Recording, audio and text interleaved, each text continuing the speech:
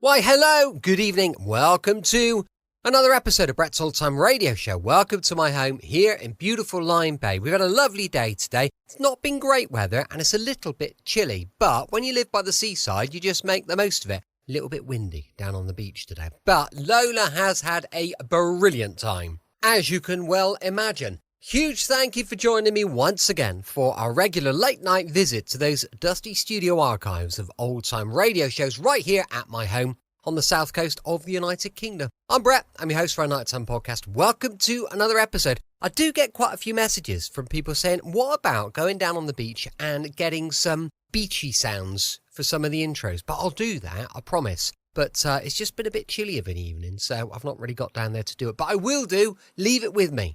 I'm Brett, I'm your host for our nighttime podcast. Welcome to another episode. I've got Facebook, Instagram and YouTube. They're all called Brett's Old Time Radio Show, and if you could give us a little follow, well, that would be brilliant. Also, please do bear in mind we've got a supporter page at patreon.com/Brett's Old Time Radio Show. Now, we've also got a cracking sister podcast. I'd love it if you could check it out. It's called Sunday Night Mystery, and we've already got a couple of episodes on. Got a brand new one tomorrow, and it is a real belter. I think you'll really like it. So if you fancy some true crime stories, then do please check out Sunday Night Mystery. If you just ask your device to play Sunday Night Mystery podcast, on it will come. I'm sure you'll thoroughly enjoy it. Time now, however, with it being a Saturday and the middle of our weekend, for another adventure with insurance investigator Johnny Dollar. This one first broadcast on the 13th of January, 1951. It's called the Port O'Call Matter. From Hollywood, it's time now for Edmund O'Brien as... Johnny Dollar. Bob Redden, Johnny. Oh, yeah, Bob. What's this? You checking to see if I'm stalling on your case? Oh, nothing like that, Johnny. Well, on the way I am. I traced one of the beneficiaries to Chicago, and I've been waiting all morning for a wire on it. We want you to drop the case. What? You capitulating? This is a bad week for Great Eastern. We want you to take another one. We carry a theft policy on a West Coast loan company. 3 of the branches in San Francisco were just robbed. Uh-oh. When? Just a matter of hours ago. You mean all of them? Yeah, all this morning. There was one other that wasn't ours. I got a phone call. I haven't even figured the loss yet, but it'll be way up. We'd like you to get right on it. Sure, Bob. I'll get a plane this evening.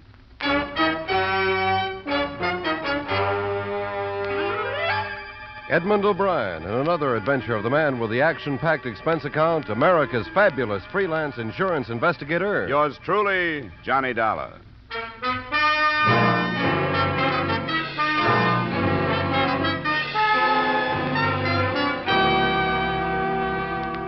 Expense account submitted by Special Investigator Johnny Dollar to the Great Eastern Insurance Company, Hartford, Connecticut.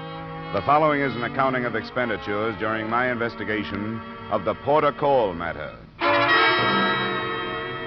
Expense account item 1, $180 airfare and incidentals between Hartford and San Francisco, California. At 11, after I'd found a hotel room and breakfast, I cabbed to police headquarters, where I was shown to robbery detail and the office of a harried Lieutenant Clark. I'm not making excuses. They put us off balance, that's all. We got the call from the place on Market Street at 9:15 yesterday morning, just a few minutes after they'd opened. While we were down there, the call came in from the Mission District. Same loan company, different branch. Then, not 40 minutes later, the other company was hit. Quite an operation. They hit the 4th one at 5 minutes of 11. I tell you, we had more officers on the streets than there were civilians. There hasn't been as much confusion since the quake and fire of 1906. And look here. This is your list of witnesses? Yeah, you can see only about 35 out of the 53 names were employees of these loan companies. They're the ones we're sure saw this bunch. What do they give you? You know how it goes. You have to make a sort of composite of the statements. Seems this bunch would come in, from 8 to 10 of them, all armed. 2 would take care of any customers that happened to be in the waiting room, kick them to the floor face down, and the rest would cover the office for us and knock over the cashier. What kind of disguises? Well, some say none. Others think they saw makeup, stage makeup, you know, lines and the stuff to change the shape of the nose and so on. I'll go along with that. Yeah, there'd be some kind of disguise. What I got on the rest of their physical descriptions doesn't exactly hurt, but it doesn't help any either. Not even ages? What about voices? Only one did the talking in a high voice. Falsetto, not a woman. Pretty well planned job, wasn't it? 4 in the space of 2 hours for $47,000? I'd say it was well planned. No prints, nobody spotted any cars, but they must have used at least 2. probably with a driver for each. What did the rest of these witnesses see? Oh, some of them are crank. Some of them claim they saw the bunch come out of the buildings but didn't think anything about it till the news began to break on the robberies and so on. You know witnesses. I'm beginning to wish they'd sent another boy from Hartford. I wish I'd stayed in homicide. With a killing, you've at least got a stiff to work from. Yes? Mr. Prince, the porter called us to talk to you. No, I don't want to talk to him. Tell him I'm grilling a hot suspect in Daly City. What a comedian. Who's that? The manager of that outfit you're interested in. Wants to know if I'm doing anything. The Port of Call Loan Company. That's a great name. Do you know what their motto is? Yeah, I saw it. When financial seas are troubled, make us your port of call. Now tell me, what self-respecting grifter could pass up an invitation like that?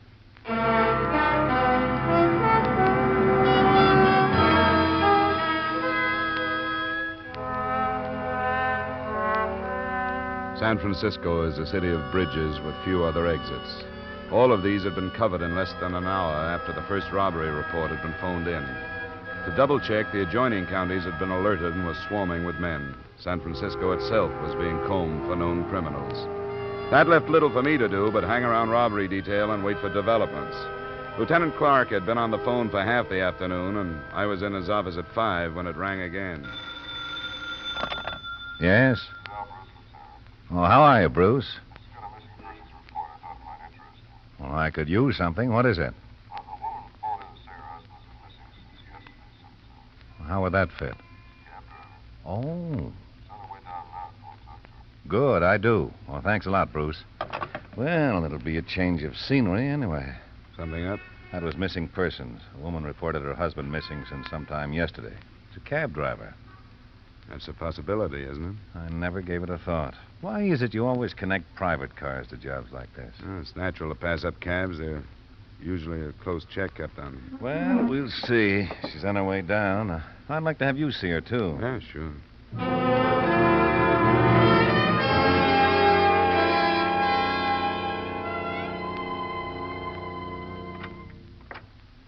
This is Mrs. Geyer, Lieutenant Clark. I've gotten her report and told her you wanted to talk to her. Oh, good. Thanks, Bruce. What do you want to talk to me for? Joe hasn't done nothing wrong, has he? Not that we know of, Mrs. Geyer. He wouldn't do nothing wrong. He never has. Who are you? I'm not a policeman, if that's what you mean, Mrs. Geyer. What are you doing here? I don't understand this. Well, I'm interested in another case that Lieutenant Clark is working on. Do you think something happened to your husband? That he had an accident in his cab? Something like that? He didn't have an accident. His company would have known. What company's that? Peerless. It's a new one. Didn't they know he was missing? How would they know? Doesn't he check his cab in with the company? No, it don't work that way. He owes his old cab. Just an agreement about money and gas and a license, and that I don't understand it because Joe never talks about business. Why are you asking me these questions? Don't you read the papers, Mrs. Geyer? No, I don't have time with 3 kids and a roomer to take care of. What if I did read them? Does it say they found Joe dead someplace? Nothing like that, Mrs. Geyer. I'm sorry I mentioned it. What do they say? I got a right to know. I'll buy a paper for the streetcar on the way home anyway. There were 4 robberies yesterday, big ones. None of the witnesses saw the cars the men got away in. Maybe they wouldn't notice a taxi. Are you saying you think Joe was in on it? Not necessarily, no. Police have to ask questions like that, Mrs. Geyer. He wouldn't do nothing wrong like that. Even if he did, I'd know about it. And do you think I'd come down here like this? Of course not. Doesn't your husband ever stay away from home this long? No, not without calling me from someplace. That's why I got to worrying and never called at all yesterday. What time did he leave yesterday morning? I told the other cop that. Why don't you tell us? It was right before 8. I think Mrs. Geyer can go now, don't you, Mr. Dollar? I think she should. Go home and don't worry, Mrs. Geyer. We'll find your husband. He's got to come back. I don't know how I'll manage with the kids if he don't. We'll find them. You know the way out, don't you? Yeah, this way? That's right. Then down the corridor. What do you think? I don't know. That's why I had to try the robberies out on her. She could have been here to put the finger on the husband who double-crossed her. She seemed to be sure he hadn't had an accident. Yeah, that's right. There must be a reason all those witnesses didn't see a private car. That figures, too. I'll put a tail on her right now.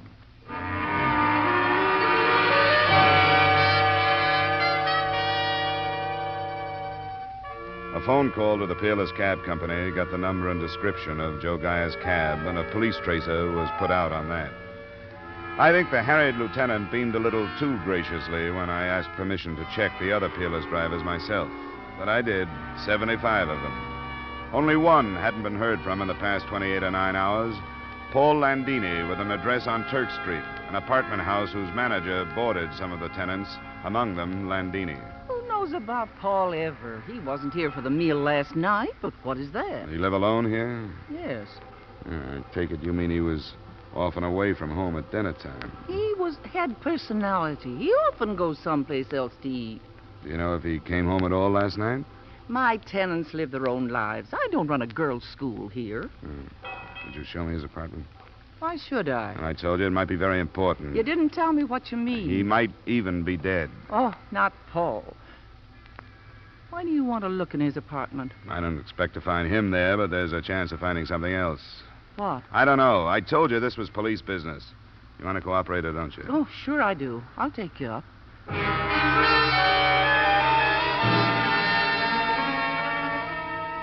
I didn't find even a trace of a lead in Landini's apartment.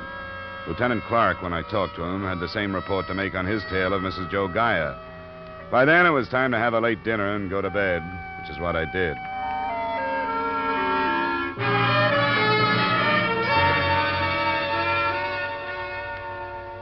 The next morning, the two missing drivers and their cabs still had not been found. The police report on Mrs. Gaia hadn't offered anything. The $47,000 in stolen funds could have been that many miles away from San Francisco. Through the morning and early afternoon, a dozen general suspects were questioned and released. And then, sometime after 3, the body of a man was found floating in a slough in the upper reaches of the bay. He fitted the description of Joe Gaia, and an hour or so later, his wife arrived to make identification.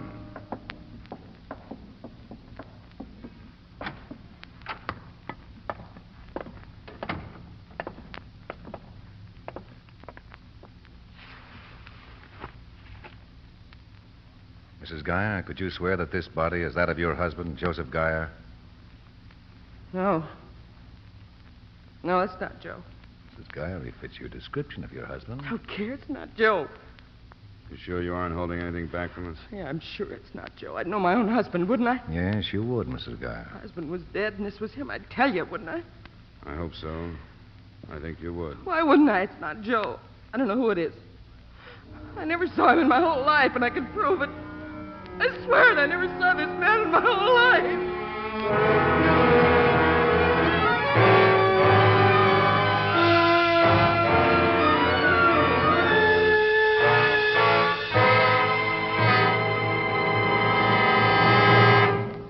We will return you to the second act of yours truly, Johnny Dollar, in just a moment. There's one married couple you can always depend on for fun on Saturday evenings, and to invite them over is as easy as staying tuned to CBS. They're Lucille Ball and that man she calls my favorite husband. And a nice thing about them is you don't have to get involved in the strange predicaments they get into. All you have to do is sit back and laugh at the results. How's for asking them in this evening? Lucille Ball and my favorite husband will be waiting on most of these same CBS stations. Now, with our star, Edmund O'Brien, we return you to the second act of yours truly, Johnny Dollar.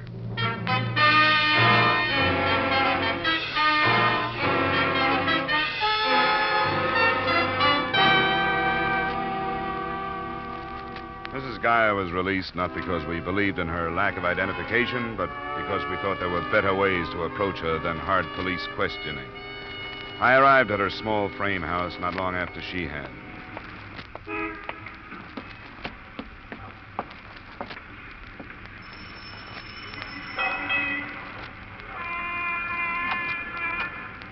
What do you want? I thought I'd better come and see you. You can't come in. I want to help you if I can. Should I need any help from you? I don't need any. Go away. Wait a minute. Get your foot out. You got no right to do this. Now, wait a minute. There are other ways to identify that body. Then you'll be in trouble, won't you? I don't care. It wasn't Joe. Open the door, Mrs. Geyer. You can't come in. Why did you get so upset if it wasn't your husband? You cried. I couldn't help it. Never saw a dead body before. I went to pieces thinking, what if it had been Joe? You know, the police think you're lying. I am not. Why should I? Joe hasn't done nothing wrong, and I haven't either. Now go away and leave me alone. I got ironing to do.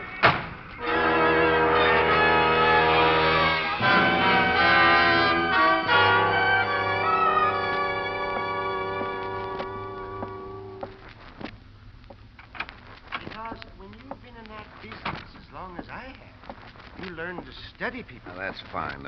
This is Mr. Dollar, the man I mentioned from the insurance company. Oh, yes. Well, how do you do, sir? This is Mr. Prince, the cashier at the Port of Call office in the Mission. Oh. Oh, it's nice to know you, Mr. Prince. Thank you. He looked at that body, and he seems to be fairly sure that it's the one who did the talking during the robbery at his place. I'm sure it is. Oh, I hope you're right. Oh, of course. He did look different with that makeup, his nose and his cheekbones. But you're still sure? Yes, I am. I've been with the Port of Call for almost 10 years. And as I was telling Lieutenant Clark, when you've been in the loan business as long as that, you learn to study people. I suppose you would. You meet so many, and while they're talking about the loan they want, you sort of unconsciously study them to try and find out how much truth they're telling. But, I remember that man, no makeup or no, yes. What in particular do you remember? Oh, a lot of things. He walked right up to me, you know. I remember his eyes and his ears, and I remember his hands. They were manicured. And he wore a ring on his third finger left. There's polish on the nails, all right. He didn't have a ring when he was brought in, but there's the mark of one, and it's third finger left. I wish there were more witnesses like you. Well, thank you. Thanks very much for coming down, Mr. Prince. Well, that's quite all right. And I hope we don't have to trouble you again. Well, there's no trouble at all, Lieutenant. I'll be glad to be of service to you. Good day. Good day, Goodbye, Mr. Prince. Well, it looks like we've got that much anyway, Dollar. Run quite a few of the loan company people past the body, and almost half thought he was the one, the falsetto. Well, that's something, but dead men don't answer many questions. I've noticed that. I understand Mrs. Geyer didn't answer many either. Well, how did you... Oh, you still got men on it, huh? Yeah, I haven't been able to spare any relief, so that pair I assigned yesterday's been on the plant day and night. So when somebody finally showed up, they thought they'd broken the case. They didn't know you. She wouldn't let me in, and she didn't change her story. We'll check her. We've got a man from the cab company coming down. Lieutenant, didn't she say that she had a roomer yesterday? Remember, she asked if she'd read the paper, and she said Yes, by that time I'd asked a few thousand questions. She did. She said she didn't have time to read the paper with 3 kids and a roomer to take care of. I think I remember that. Well, it's something we should check. Your men say that outside of me, nobody has shown up at her house, huh? Even staying out last night, you'd think this room had come back sometime for clothes or for something. We'll try it. Bruce, send 2 plainclothesmen out to the Geyer home on 4th Avenue and talk to the neighbors on each side. I need somebody who knows the Geyer's roomer by sight. I want them to look at a body.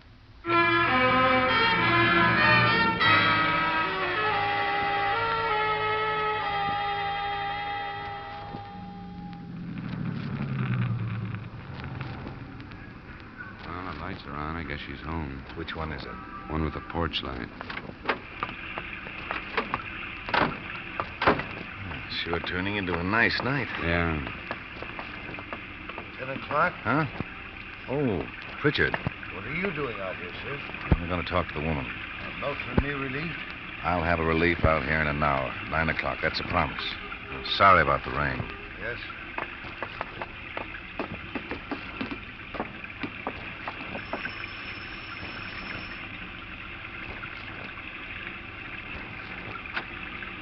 I'm afraid you'll have to let us in this time, Mrs. Geyer. What are you talking about? This is a warrant. We're here legally.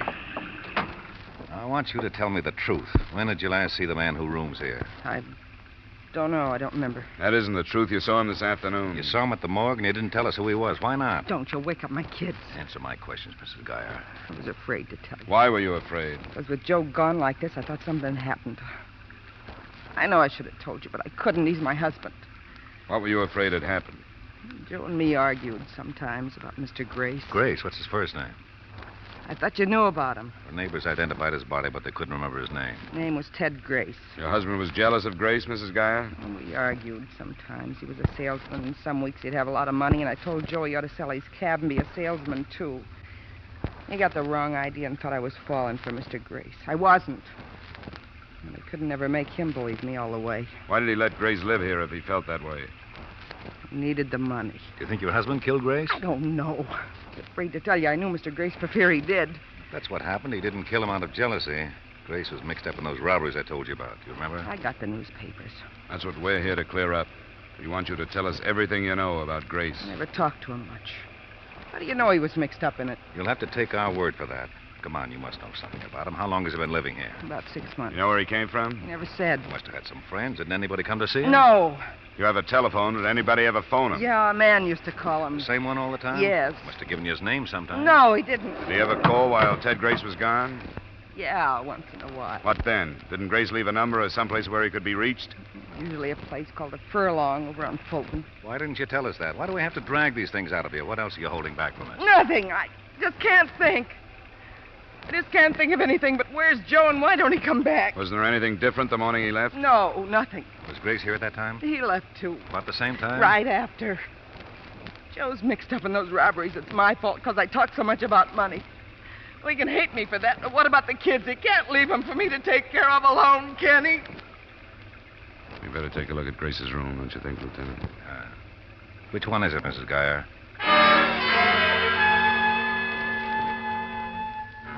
Ted Grace's effects told a lot more about him than his landlady had. A drawer full of racing forms made it appear that the man who phoned had probably been his bookie.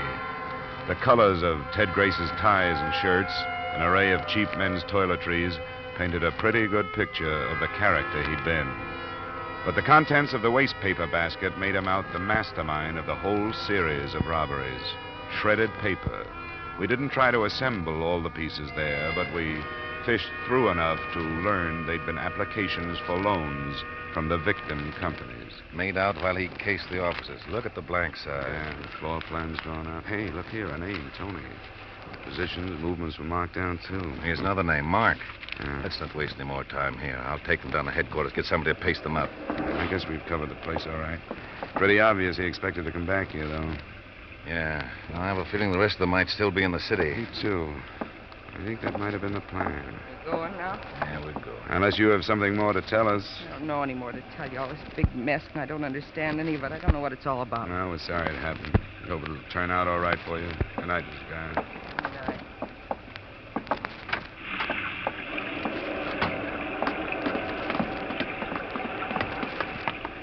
Lieutenant Clark, Yes, Pritchard. the radio car stopped by with a message for you. But I didn't want to come in with a woman there. Her husband's dead. So's the other driver, Landini. Where were they found? In their cabs in the vacant garage out toward the beach. Who's on it? Lieutenant McMillan. All right, I'll contact him. And don't forget our release. I won't. Well, there goes Geyer and Landini. Elimination for more profit. That or cutting the links between the rest of the bunch and the only tangible things we've had, the cabs. That could be. Hey, if you want to drop me at that bar she mentioned, the Furlong, I'll see what I can pick up there. Sure, if you want to. I'll stay in my office till I hear from you.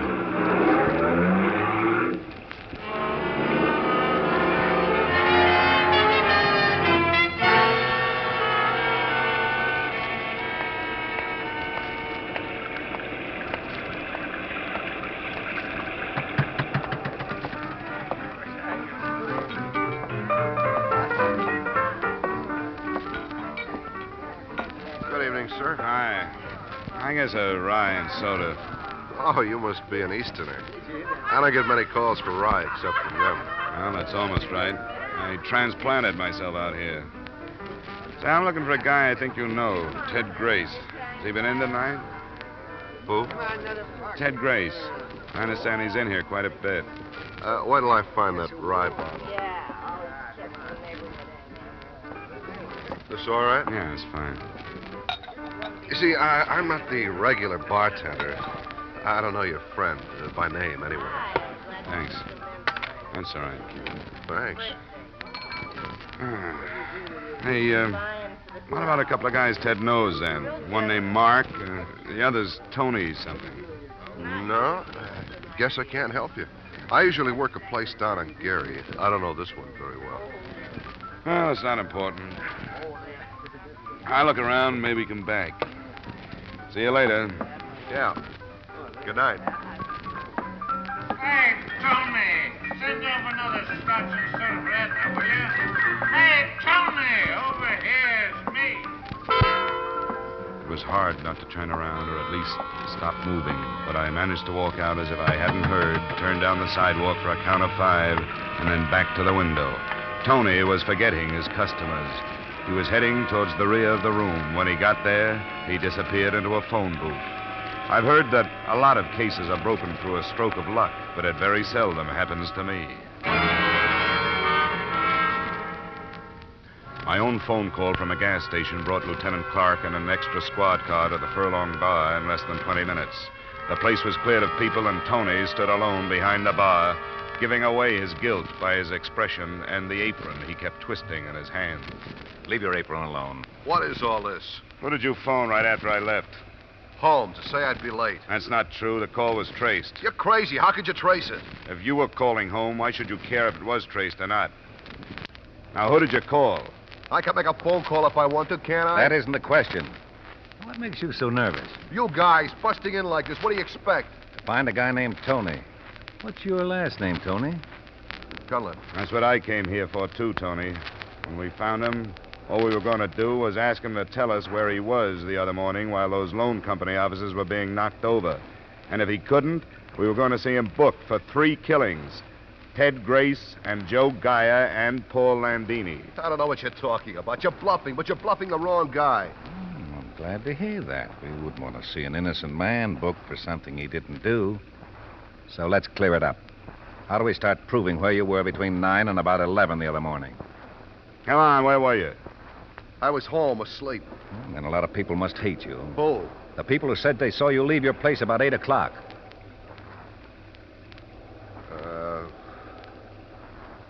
What's the use? I don't know if you're bluffing or not. We aren't. In Grace's room, we found the floor plans of all those officers with the names of all of you. He talked to Joe Gaia's wife. She knew about you and Mark. You just made a confession. Do you want to take the whole rap yourself? No. If I'd known there was going to be any killing, I wouldn't have got mixed up in it. When there was, I knew the whole thing would blow up. Who did the killing? There were 3 of them.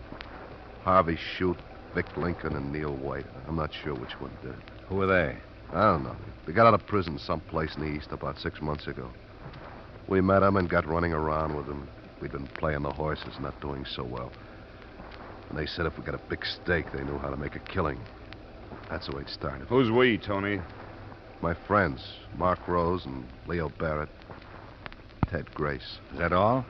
I'm giving you my friends. That's enough, isn't it? What about Joe Gaia? No, they just called him to get his cab to use instead of cars. He wasn't there. That was Ted Grace's idea. I guess so. The smart guy. You were all pretty smart. What about Landini? He was called, too. I don't know what happened. They went crazy after we got the money. They were like different people that I didn't know. Could have killed all of us if we crossed them. Are they on narcotics? I don't know much about that, but they could have been. Where are they? Might as well tell you, I guess. The whole thing is blown wide open. They're staying in the Metropolitan Auto Court out on Bayshore Highway. Which cabin? Second one on the right. Where's the money? We split it before we separated. You could have my share. I wish you would buy back the last few days. Come on, Tony. I'll send you down to the station.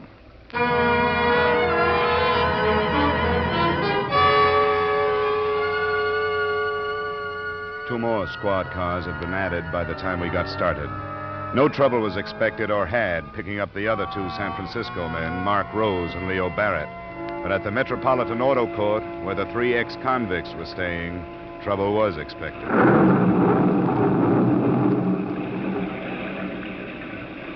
Well, I think that's about the best we can do. There are 2 exits. We've got both of them covered. The other people who might be staying here? Well, they'll be all right, even if there's firing, as long as we can keep these comedians inside, or at least just trying to get out. That's your case. We'll have to try to it anyway. I'll go wake them up. If this gale hasn't already. Now, don't be a hero. You in there, open up. I'm a police officer. Lieutenant Clark! Lieutenant! I shot the lieutenant! Cover me on the door, Hudson!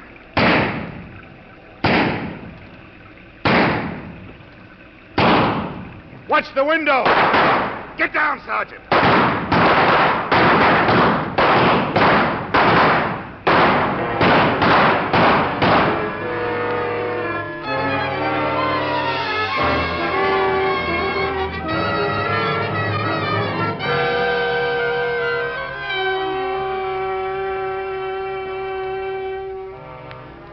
When it was finished, one of them was alive. The other 2 in the cabin were ripped to pieces. But that and the recovery of the money hardly paid for the loss of Lieutenant Clark, who died before he reached the hospital.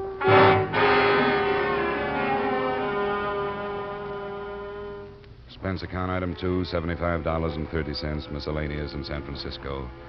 Item 3, same as item 1, transportation back to Hartford. Expense account total, $450.60. Remarks? It probably isn't important, but there's an odd commentary to this. The gunfight and Lieutenant Clark's death made only a column on page 2 of the morning paper. The storm he died in grabbed the page 1 headlines. Yours truly, Johnny Dollar.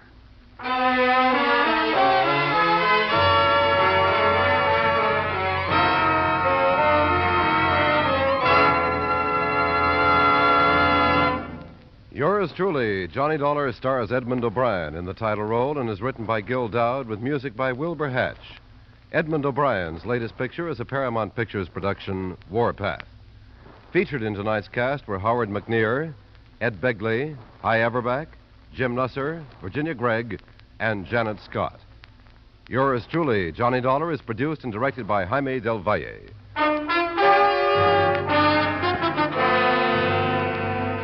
This is Dick Cutting, inviting you to join us next week at the same time when Edmund O'Brien returns as... Yours truly, Johnny Dollar.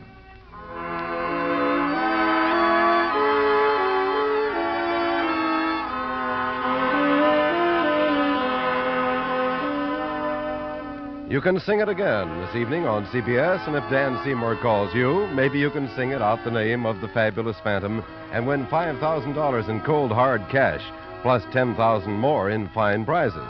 Worth it? You bet it is. For Sing It Again also brings you a whole hour of grand musical fun as you listen to Alan Dale, Judy Lynn, Bob Howard, the Riddlers, and Ray Bloch's orchestra. Sing It Again comes to you every Saturday evening on most of these same CBS stations. Sing it again this evening, won't you? And now, stay tuned for Vaughn Monroe's Caravan, which follows immediately on most of these same CBS stations.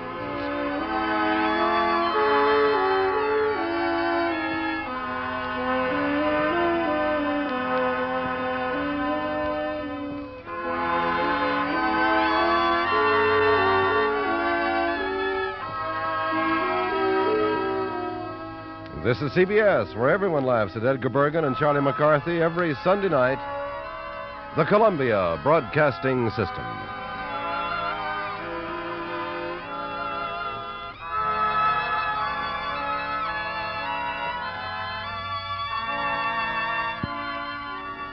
Welcome back. Hope you enjoyed our latest adventure with Johnny Dollar. And don't forget, we'll be back tomorrow with A Man Called X, going live at 5 p.m. GMT. As I mentioned earlier, we've got a supporter page, patreon.com/Brett's Old Time Radio Show, and we've got a sister podcast. It's a true crime podcast. It's called Sunday Night Mystery. Go and give it a listen. I'd appreciate it if you'd do that. Thanks for listening. I'll be with you 7 days a week, each and every week, and I'll see you tomorrow on Brett's Old Time Radio Show. Love you. Bye.